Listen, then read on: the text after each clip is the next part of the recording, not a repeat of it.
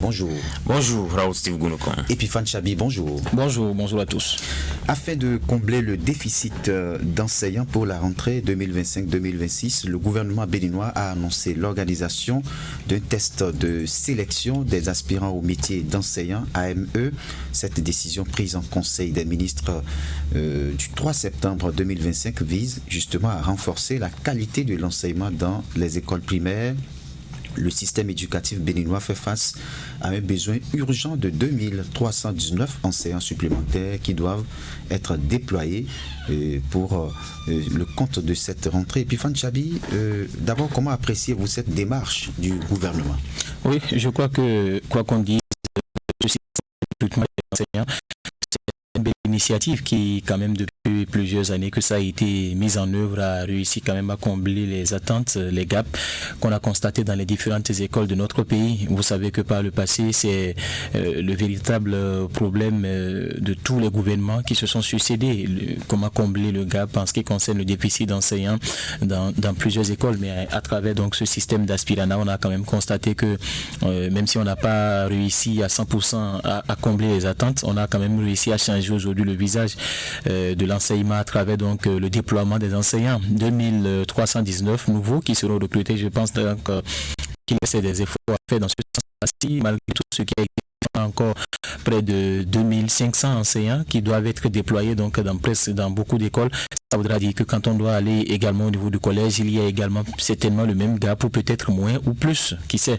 Mais d'abord, je crois qu'il faut apprécier cette initiative-là du gouvernement.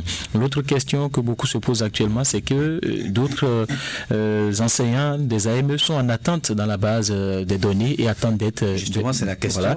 Comment concilier l'arrivée des nouvelles recrues et les attentes des anciennes promotions? Oui, c'est un véritable problème. C'est une véritable question que se posent également certainement ces acteurs-là du système éducatif qui savent qu'il y a d'autres qui attendent d'être déployés, qu'on recrute encore 2300, pardon.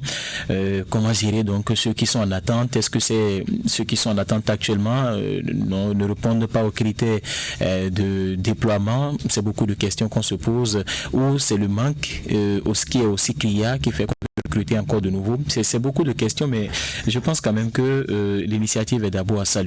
Et ce qu'il faut faire, c'est de trouver le bon moyen, l'apanage pour pouvoir donc concilier ceux qui sont en attente et ceux qui seront nouvellement recrutés. Est-ce que c'est ceux qui seront nouvellement recrutés qui seront systématiquement déployés ou c'est ceux qui sont en attente qui seront déployés? C'est une question qu'on se pose et également, au-delà de tout, bien d'autres choses, bien d'autres questions que les gens se posent parce que il y a eu, vous le savez très bien, quelques semaines par le passé où on avait demandé donc à certains aspirants de certifier leur disponibilité. Peut-être que ce processus-là a permis de savoir qu'il y a plusieurs qui ont peut-être raccroché, plusieurs qui n'ont pas voulu continuer l'aventure et donc ceux qui sont en attente seront déployés pour remplacer ceux-là et ceux qui seront nouvellement recrutés seront peut-être déployés pour combler le déficit qu'il y a dans les différentes écoles.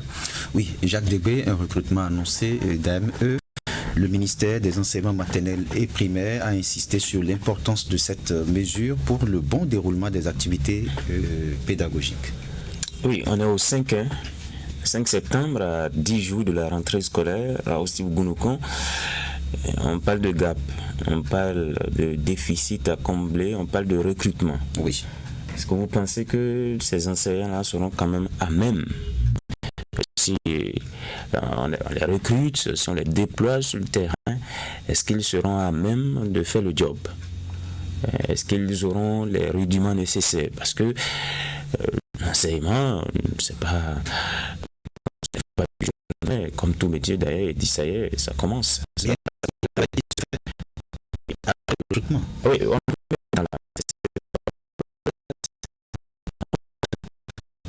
dans la rentrée scolaire. Et qu'est-ce qui se passe souvent, c'est que au cours de l'année scolaire, même en décembre ou peut-être même en janvier, février, par là vous entendez, il y a un déploiement de tel nombre d'enseignants dans tel département, dans telle commune. Je dis, mais c'est quoi tout ça? On est déjà en plein milieu de l'année scolaire, c'est en ce moment on déploie les enseignants. Et les apprenants, ils faisaient quoi dans les salles? C'est en ce temps vous allez entendre parler de jumelage, c'est-à-dire on mélange par exemple les enfants de CI et de CP, c'est un enseignant qui s'occupe de ces deux classes-là, CMS, CM2, C1, C2, bref, une vraie pagaille. Non. Enfin, soyons sérieux à une certaine période. On parlait de reversement qui n'a pas abouti jusqu'à présent, malgré les cris, les différents appels des enseignants AME. Et voilà, chaque année, c'est le même discours en ce qui concerne déploiement, recrutement. Il y en a plein qui sont dans la base actuellement, qui ne sont pas déployés. Mais est-ce que l'État peut tout faire au même moment? Il y a une réalité en face parce qu'il n'y a pas que ça. Ah bon? Oui, il n'y a pas que ça. Je suis d'accord avec vous. C'est à cause de ça il faut négliger le système. Non, c'est pas une négligence. L'État fait l'effort qu'il peut. Moi, je trouve que c'est mal organisé. Je n'accuse pas la réforme de l'aspirana. Même si ça passe une fois, deux fois, on peut dire, bon, on est au début, ce sont les balbutiements et autres. Mais là, c'est devenu une tradition chaque année. Vous allez voir. On traite souvent l'information ici au cours de l'année scolaire, on vous dit on a déployé tel nombre.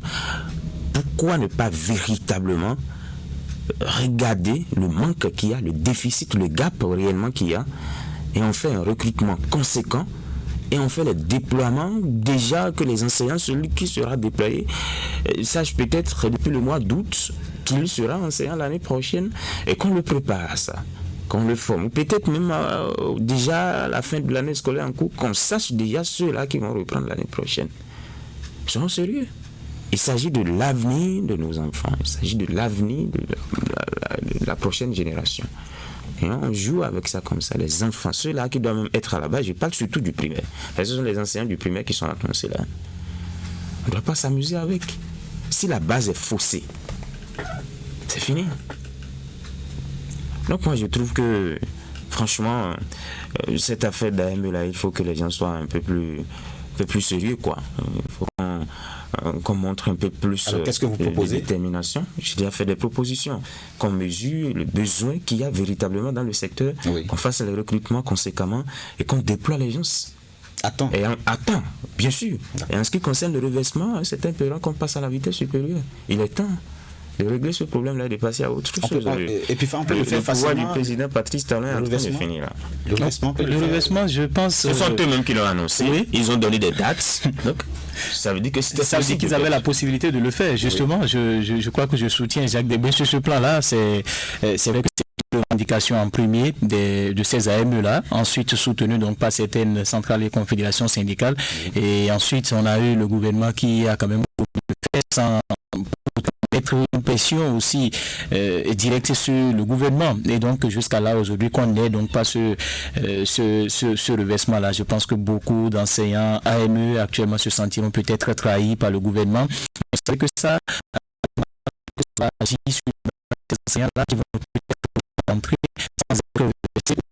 On a la fumée blanche à la rentrée, mais là, sachez que à moins de 10 jours donc de cette rentrée-là, est-ce qu'ils seront reversés avant la rentrée? Est-ce qu'ils seront véritablement pris en compte prévu? C'est qui ont été pris pour ces enseignants. Jacques Desbré parlait de l'inorganisation, mais nous avons quand même eu de très bons résultats aux différents examens. Cela suppose qu'il y a un travail quand même qui se fait, malgré tout. Oui, il y a un travail qui se fait, mais on peut faire mieux. On peut faire mieux. Moi, j'ai eu, par exemple, des amis qui ont été déployés en pleine année scolaire pendant qu'ils vaquaient à d'autres occupations, et même peut-être hors du territoire, et qui sont venus prendre la craie comme ça.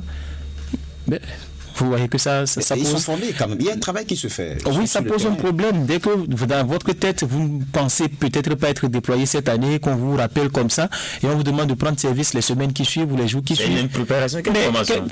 Vous n'avez pratiquement rien. Ils sont sous des enseignants. Non, même au-delà de ça, je crois qu'ils ont été formés pendant les vacances. Mais pour combien de jours? Ils sont sous des tutélaires. Pour combien de jours ont-ils été formés?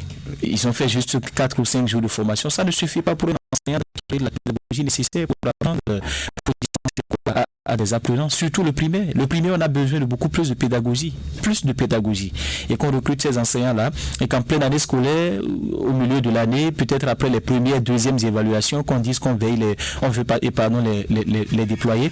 Moi, je trouve qu'on peut mieux faire. C'est vrai, il faut apprécier l'initiative, je l'ai déjà dit, mais on peut mieux faire pour mieux organiser ce secteur-là. Voilà, mieux organiser ce secteur, c'est en tout cas ce qu'on retient de vos propos relativement à ce recrutement d'aspirants au métier d'enseignant annoncé par le gouvernement. On s'interroge comment concilier l'arrivée de nouvelles recrues et les attentes des anciennes promotions. Mesdames